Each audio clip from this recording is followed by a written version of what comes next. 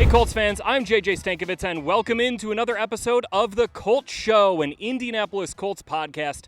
Really fun episode coming up today. I had a chance to sit down with Grover Stewart, chatting about his career. This is his 9th year in the NFL now. I mean, for him to play all 9 years in Indianapolis, to be such a consistent force, not just like a presence, like a force on the interior of this Colts defense. It's really impressive. Really good chat with Grover Stewart. We're going to come back with the Colts Show Mailbag after my conversation with Grover Stewart. A couple observations I've had from training camp as well. Without further ado, let's get to Grover Stewart right after these messages. Colts season tickets are sold out for the 2025 season, but fans interested in 2026 and beyond can join the Forever Blue waitlist presented by Ticketmaster. It's free and includes exclusive pre-sales and offers. Sign up now at Colts.com/waitlist. The Colts 5K and Blues Fun Run return on September 6th. New this year, runners can add a discounted ticket to any of our 3 AFC South home games. Sign up today at Colts5K.com. As part of honoring Jim Irsay's legacy this season, fans can be a part of a 26-foot photo mosaic. Upload your photo or stop by training camp to be included. The mural debuts at the Colts home opener. Details at Colts.com/Jim Irsay. We're honoring Jim Irsay's legacy this season with a commemorative lapel pin featuring the on-field patch design. It's available only at the Colts Pro Shop. Proceeds will benefit Kicking the Stigma. For more on the Colts Show, we'll be right back. It is my pleasure to be joined here on the Colts Show by defensive tackle Grover Stewart. Grove, how's it going, man? Going good, man. Feel great out here. Had a great day of practice today, man. Can't ask for nothing better. We were just talking, feels great. You're from Georgia. It's I don't know, heat index is 110. You're like, oh, it feels great out here. I'm like, I'm dying. You're used to this. Hey, man, we got this little breeze, so it feels like it's about 80 out here. It ain't too hot out here. Feels like about 80 with this little breeze. Yes. Maybe to you. What number camp is this for you now? It's 9. Yes, sir. What's something that you've learned, from camp number 1 or camp number 2 to, camp number 8, camp number 9, that you can be I wish I knew that when I was younger, and this has helped me kind of get through this part of the NFL calendar? I'll say the main thing is taking care of your body, man. I used to hate the cold tub and the hot tub and stuff like that, but as I went on through my years and stuff like that, it been helping me out, keeping my legs fresh and keeping me be able to come out here and go with the guys every day. Is that you have to learn to like that process to take care of your body, even if it's stuff you don't like doing, knowing that it's going to help you? Yeah, because I hate the cold tub. I get in there for 2 seconds, I'm ready to get out. But as I went on, I told you, doing that and it just helped my body out and keeping me going, man, keeping me fresh. Okay, are you one of those people who's very slowly getting into the cold tub, or do you just have to I got to just get in? So I get in the hot tub, then I'll jump in the cold tub. Okay. I have the cannonball in there. Everybody be mad when I do it, though. How long do you usually last in it then? I could do at least 10 to 15 minutes when I jump in there like that. 15 minutes? Yeah. Man, I make it a minute, and I'm I got to get out of this thing. You got to get that norm in you. Uh-huh. Once you get norm, then you're good. You can stay in there about 30 minutes there. What's something else that you've maybe learned about just what it takes to play in the NFL? Maybe not with recovery, but just certain details that you need to have to play at the level that you're playing at right now. The biggest thing I'll say, knowing what you could get better with each and every year. So I always tell everybody, they were what you want to get better at? I tell them sacks. I want to get a lot of sacks. So I've been working on using my hand more, converting, getting to the quarterback, learning the guy that I'm going against, knowing that I can win faster and get there quicker, and just knowing the game more than what you did last year. So that's my biggest thing I can say. I saw some of the videos you posted on Instagram of you training in the sand, where you got the weight plates in each hand, and you're working on what looks like hand quickness and stuff like that. What intentional, how intentional do you have to be about being focused? Because it's one thing to say I want to get more sacks, and it's another thing to actually know what to do to get there. Yeah, so my training be really consist on having my hands quick and building the endurance, because you never know how long I'll be out there. And I don't want to get tired. I don't want to be just out there not using my hand and stuff like that. and working out in the sand is good for like my balance and keep my legs going. So that like be my main focus on like working on the stuff that I need. Mm-hmm. So you're one of, I looked it up, 20 defensive tackles to play at least 3,000 snaps total over the last 5 years. You have been an Iron Man out there. What is, I know we just kind of talked about the recovery stuff, but like if you're talking to one of the young guys on this team and they ask you, hey, what does it take to play that many snaps and play at the level you've played at? What would you tell them? I'll tell them soak in the tub and sleep. Because that's my biggest thing, man. I'll soak in the tub, man, and I'll give them some good sleep. Like, I'll say recovery-wise, that's the best thing for me. And I was saying, like, for different guys, like, you could change your diet up so you can know how your body responds to different foods and stuff like that so you can stay healthy longer. And just really being on top of everything. So sleep, I mean, that's something that it seems like so simple and obvious. But it's real important, though. It probably is like a 23-year-old, your body probably recovered a lot faster than as a 32-year-old, where if you don't get a certain amount of sleep, like it's probably a lot harder to even just make it through all these things. So like me, I'm a night owl, so like the latest I'll probably be up is like 12:30, because if I sleep too much, I feel sluggish. Yeah. And if I don't get enough sleep, I feel bad. But like I'll say around like 6.5, 7 hours. That's my sweet spot. What about your diet? Like, what have you learned about what your body needs from food? Yeah, but so I went to this thing. I'm only doing like seafood and chicken. So like, I know a lot of guys do that. Yeah, so like my body been responding real well off of that. Like I don't be feeling all sluggish, bloated, and heavy. So like I've been sticking to that. And then again, like I do like a fruit and vegetable like fast. So like I'll be eating like watermelons, cucumbers, and like different like fruits and stuff like that. So do you have like a week in the off season there where you like purge and you're just like, give me a cheeseburger? Yeah.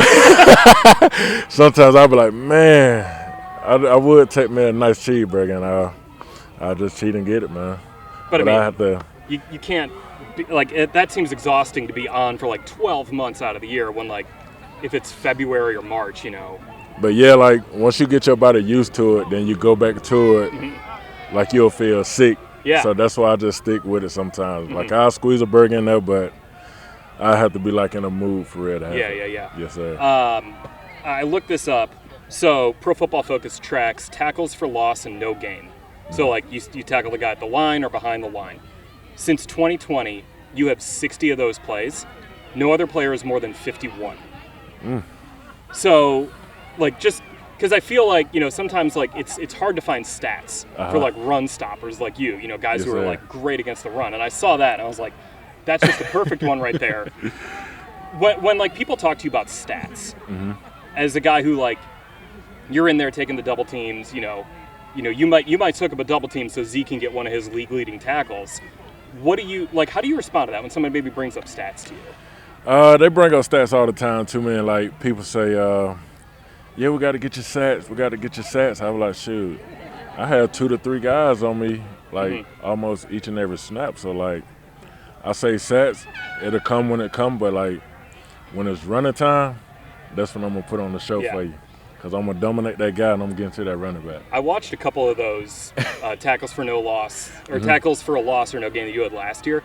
You had one against Houston in Week 8, where they were kind of like slanting the run to your left, and you took the center and you just basically ran him in to Joe Mixon. Like you just like long-armed him in there. What does that feel like to be like to do that to another grown man, like in that situation? Man, it feels great, man, knowing that you could just get another guy and like manhandle them like a little boy. Like it's a great feeling, and like that's my whole mindset. When I'm out there, I'm about to beat you all the way up to the first play to the last play, and like once I get my hands on you and drive you, you're gonna feel it. Is that your favorite part about playing football? Yes, sir. I love to be real aggressive, man, and not get in trouble. It's controlled aggression where you can do it and it's legal. Yes, sir. How do you decide how to celebrate those plays? Because you hit a little, like it was almost like a little sachet after that play. Like how do you have to decide in like a split second of like, How you going to do that? Yeah, so like I already have my dance set like before I go in the game. Okay. I'll be like, yeah, I'm gonna do this. Or yeah, I'm gonna do that if I get a sack. Or I'm gonna do this when I get a tackle for loss. Mm-hmm. Then like the guys, they already used to me doing my little dance. Mm-hmm. They be like, grow when I make the play. So I just go and do my dance real quick and it pretty much be set. Is it like a signature? Like, do you do the same one every time, or do you switch it up? Oh yeah, I do the same one every time. Because like yeah. Buck's got his, Quiddy's got his, so you've got yours yes, sir. in there as well. I think when Buck and Quiddy do theirs, it's usually after like a sack. Yeah. And I see you doing yours after like a TFL. Oh yeah. But I mean, losing 5 yards, like you probably know this, but like those are drive killers for an opposing offense. That'll count as a sack for me any time of the day. 5 yards. Right, yeah. right. Like it's a huge loss on the play. Yes, sir. What is playing with DeForest Buckner now for 5 years? What has he taught you about playing in the NFL, defensive line play, what it takes to be at the highest of the high level that he's been to, just anything that maybe pops into your mind with him? First of all, I want to say DeForest Buckner is a great guy. Like, he's a great leader. And, like, the way he handled himself or carry himself, like, I love it. Like, I'm older than him age-wise, but I still look up to him because, I mean, he's a great guy. But playing with him, man, it's amazing because, like, he know each and every formation. He know what they going to do. He tell me, he like, hey, Grove, you're going to have a pull right here. Oh, hey, Grove, watch the trap right here. And, like, it helped me out a lot. Mm-hmm. And, like, it helped me make plays and stuff like that. So, like, him being here and, like, him knowing what he know and, like, helping everybody out, like, it's great for the whole organization and for the D-line. Does it still resonate in the locker room that, like, he played in a Super Bowl, and he didn't just play in a Super Bowl, he had a sack and a half. He probably would have been Super Bowl MVP had San Francisco won that game. I know it was 6 years ago, but does that still, like, resonate with you guys? Yeah, actually, I was talking to him about that the other day. I was like, yeah, man, we was in the playoff this year and all that. He was like, did y'all get to the Super Bowl? He said, I played in the Super Bowl. I say, did you win? He said, He said, you know what, young fella? I just want you to feel how it feel to be out there on the Super Bowl. I said, I appreciate that, man. So, like, he'll say it every now and then, but, like, he want to get there again. I want to get there again. The organization want to get there, so it's a great thing. How would you describe Lou Anarumo? I love Lou. Lou is a straightforward guy. He going to get on any and each player, and, like, he going to hold everybody accountable. So, like, if I do this, he was like, hey, Grove, we can't have that, or we got to do better than that. And, like, he just a great guy, and he funny, too. Real funny. He's funny? Yeah. I know. I saw on a quarterback, he gets the New York Post every morning. I mean, he seems like he's got a very set routine. How is he funny? He just, like, mess with the guys and stuff like that, and the guys, the way they react, you could tell they be all nervous and, like, shook and stuff like that. So it just be funny to me, man. Why is it important that he holds everyone accountable, regardless of their, you know, if they're you or Buck or the, you know, guys trying to fight for a roster spot? Man, it's very important because, shoot, you don't want nobody slipping up or you don't want nobody to get too comfortable. And, like, we got a new defense, and you want everybody to be on point, so I'll say that's a big part of it. All right, off the field, I saw you hosted a school supply drive back in Georgia this year. Why was that important for you to do that for the community?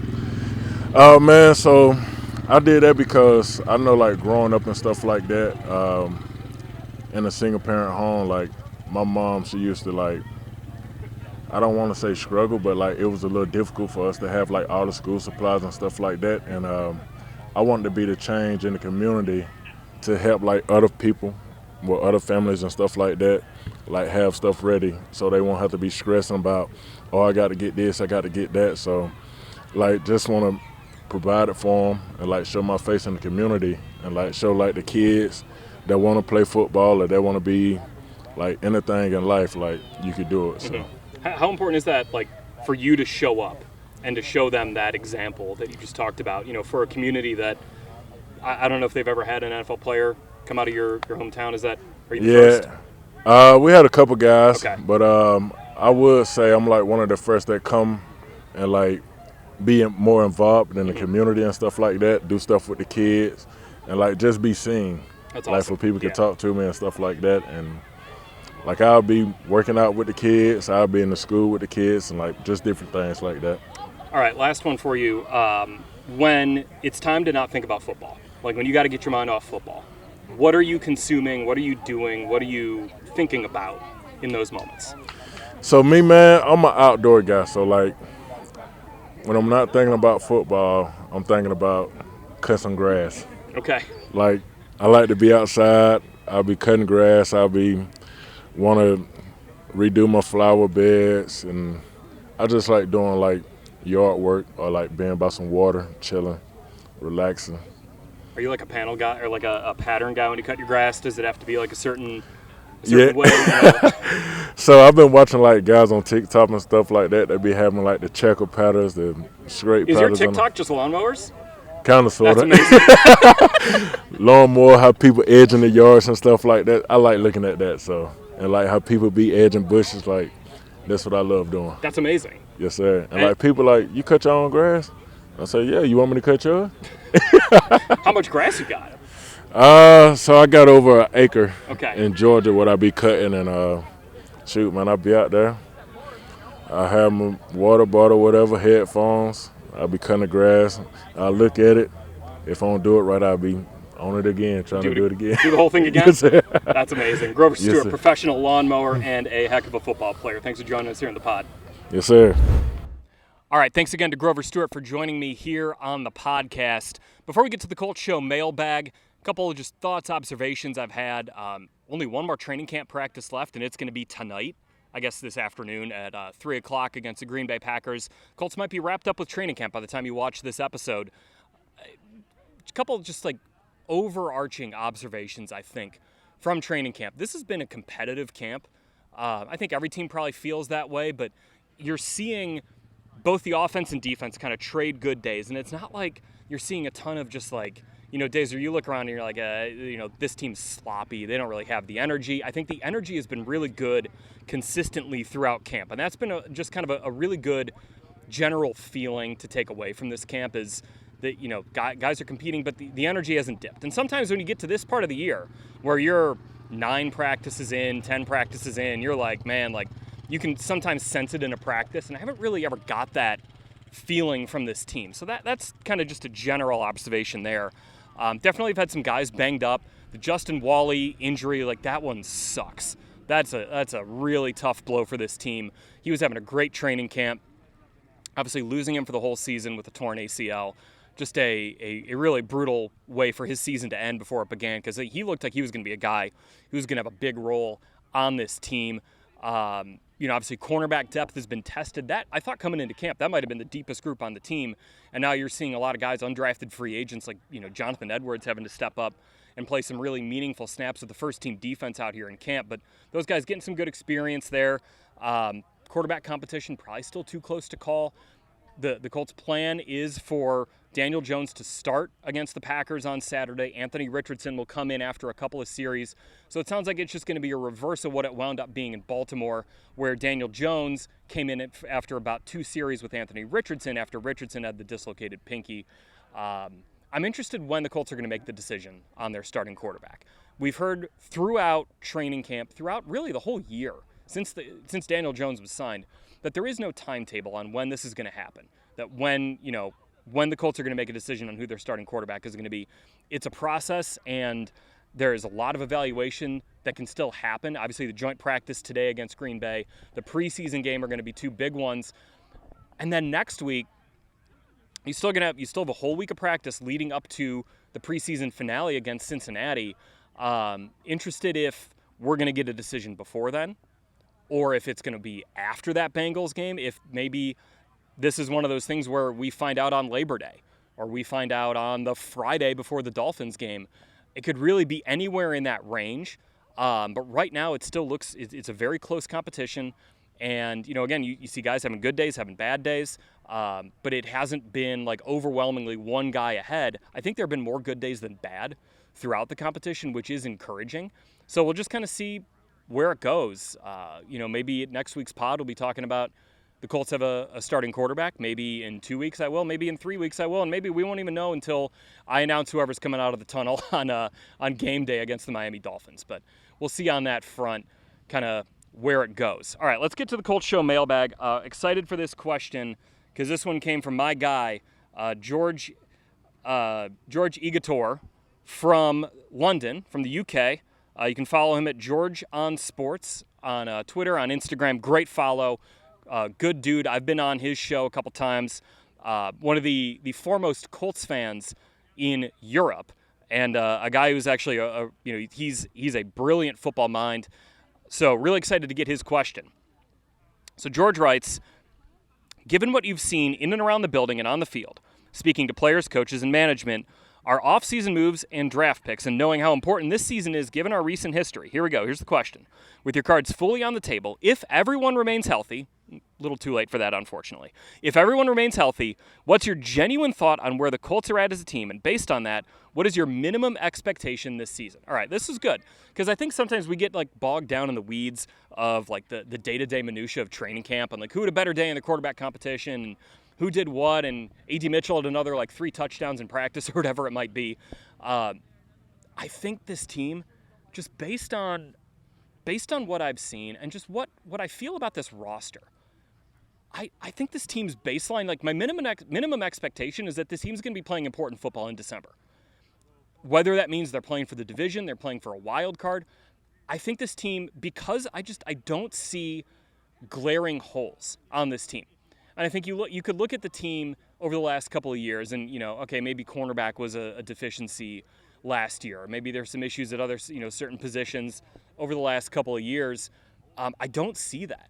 I think it really is, you look at across this team, there is depth, there are good players at every position, and there's not a guy who you're I have a ton of questions about what this guy is going to be, where he's going to fit, how he's going to perform, because it is a lot of known quantities and then high draft picks. So, you got known quantities on defense, the defensive backfield, a lot of veterans there, Zaire Franklin, and at linebacker, the defensive line is all known quantities except for maybe can you get more out of Laiatu Latu, JT Tuimoloau. Those are 2 really high draft picks. And then on offense, you've got maybe some questions at right guard and center, just because you haven't seen a ton of Matt Gonzalez at right guard. You haven't seen a ton of Tanner Bortolini at center. I think both those guys have what it takes, and certainly they were higher draft picks. Guys when the Colts drafted them in 2024, they were expected to eventually start. Bortolini, by the way, shout out to Teresa Bortolini, a loyal listener of the Colts Show podcast. She was nice enough to say hi the other day at practice. But I think you look at tight end, you got Tyler Warren there, a guy who's a 14th overall pick who has looked awesome in training camp. Wide receiver, that might be the deepest group on the team. If you look at just some of the talent there, A.D. Mitchell continues to have a really good training camp. Running back looks deep, and then the question's going to come down to quarterback, right? What do the Colts get out of either Daniel Jones or Anthony Richardson? To me, the answer to that question is where the ceiling of this team is. I think the floor of this team, to go back to George's question about the minimum expectation, I think the floor of this team is that they're going to be competitive. They're going to be a competitive team that is going to be in the hunt for the playoffs come December. The question then is, what do they get out of the quarterback, and how much can that elevate this team to potentially be competing to win the division for the first time in over a decade, to make the playoffs for the first time since 2020? That is where it's going to reside. And I think that might not sound like a super hot take or anything, or obviously it comes down to the quarterback. It's the NFL. But I think if you look around the rest of this roster, this is a really good roster. And I don't have a lot of questions about positions on this team of how's this guy really going to do? I think I see a lot of good players on this team and not a lot of players who you're coming into the year sort of worried about what they're going to do.